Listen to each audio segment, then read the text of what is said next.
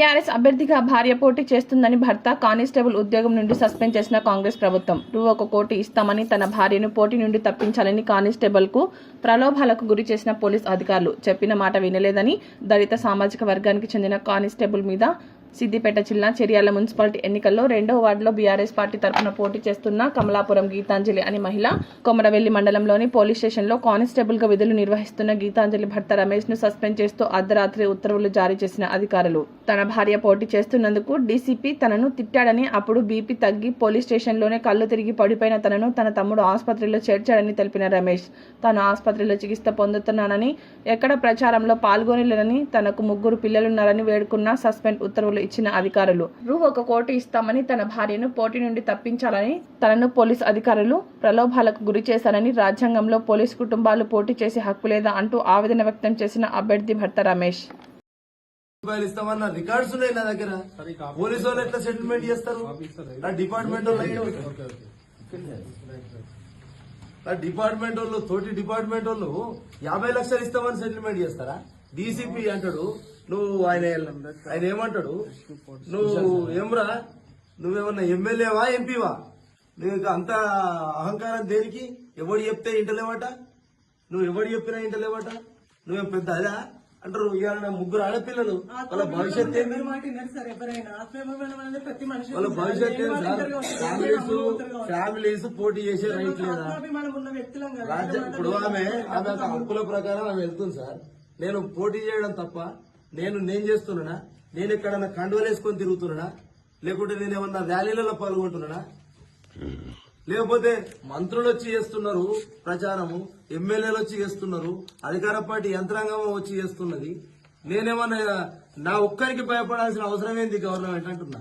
నేను అంత పెద్ద మనిషినా? సాధారణ కానిస్టేబుల్ నేను ఇవ్వాలా? డబ్బులు లేవు సార్. నేను నాకు గేటు పెట్టుకుందామంటే పైసలు లేవు సార్. డబ్బుకు ప్రలోభపడ్డా. ఇప్పుడు ఏం చెప్తారు తీసుకున్నాక ఈ కాపీ ఇస్తాము. ఆయన ఆల్రెడీ ఎందుకు సిక్ అయినా ఎక్స్ప్లెనేషన్ నోటీసే ఇవ్వలేదు. నేను సస్పెన్షన్ ఆర్డర్ తీసుకున్నా సార్. నేను చెప్తాను మొత్తం అన్ని రాజినోడు ఆయన నేను ఒకటే మాట, ఇప్పుడు ఇళ్ళలో పడుకున్నాను మాకేం అట్లా కాదు సార్. మీ డ్యూటీ మీరు చేస్తుంది, నేను కూడా నువ్వు మొత్తం సర్వ్ చేసినాడు నీకు ఆల్రెడీ. ఏమంటున్నా, నేను హాస్పిటల్లో ఉన్నానా లేదా అనేది.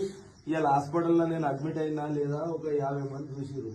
నేను ఈ సస్పెన్షన్ ఆర్డర్ ఎట్లా తీసుకుంటా? నేను ఒకటే మాట, నేను హాస్పిటల్లో ఉన్నానా లేదా అట్లా మెడికల్ రిపోర్ట్ చెప్పు. మీరు ఎన్ని రోజులు హాస్పిటల్ నేను 2 డేస్ నుంచి మరి మీరు ఇంటిమేషన్ ఇవ్వచ్చు సార్. 3 days sir. సార్ నాకు డిజాస్టర్ పీరియడ్ 21 డేస్ ఉంటుంది.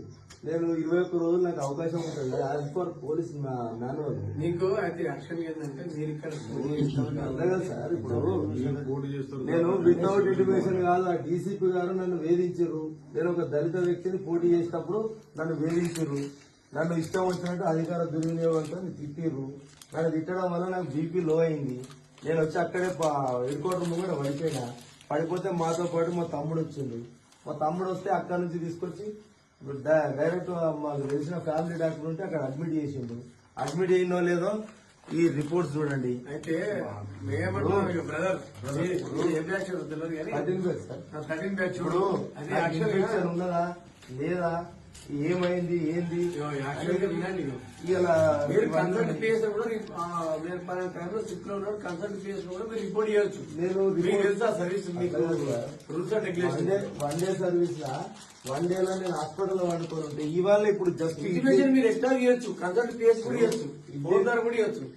సిక్ అయిన సార్ ఫోన్ ద్వారా కానీ మీ దగ్గర రిపోర్ట్ ద్వారా కూడా మీరు ఇవ్వచ్చు.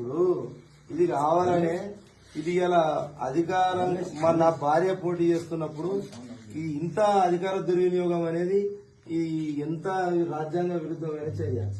నేను ఒకటే మాట, పోలీసు ఫ్యామిలీస్ పోటీ చేయొద్దా చేయలేదా అనేది రాజ్యాంగం కల్పించిన హక్కది. నా భార్య పిల్లలు ఉన్నారా? 3 పిల్లలు ఉన్నారు, చిన్న పిల్లలు. నాకు అత్తమామ లేరని రిక్వెస్ట్ చేసిన, నాకు బామ్మది లేరని రిక్వెస్ట్ చేసిన. ఇంత ఇవాళ అధికార పార్టీ అయినంత మాత్రాన ఇంతగా దౌర్జన్యం చేస్తే నేను అపోజిట్ పార్టీ బీఆర్ఎస్ పార్టీ తరఫున మా భార్యను గౌరవించి టికెట్ ఇచ్చింది. ఇవాళ టికెట్ ఇస్తే ఇంత అధికార దుర్వినియోగమా? రేపు ఇదే ప్రజలు గమనిస్తారు సార్. అదైతే 100% ప్రజలు గమనిస్తారు. రేపు పొద్దుగాల అదే అంబేద్కర్ ముంగట నా పిల్లలు నా భార్య పోయి కూర్చుంటాం, ఏం జరుగుతుంది? అది ఫర్దర్ మీరు ఏమైనా చేసుకోండి, మీ వ్యక్తిగత మాకు అవసరం లేదు. మన టీంలో ప్లేస్ పాయింట్. ఓటుతో గెలిచింది పొద్దుపెట్ల ఆమె. వస్తు కాదు. రిసీవ్ కాదు. ఇంత వాల్యుయేషన్ సార్. 15th ఆగస్ట్ రోజు నేను బెస్ట్ ఎంప్లాయీ అవార్డు ఎట్లయితా, ఇవాళ నా భార్య పోటీ చేస్తే నేను సస్పెండ్ ఎట్లయితా?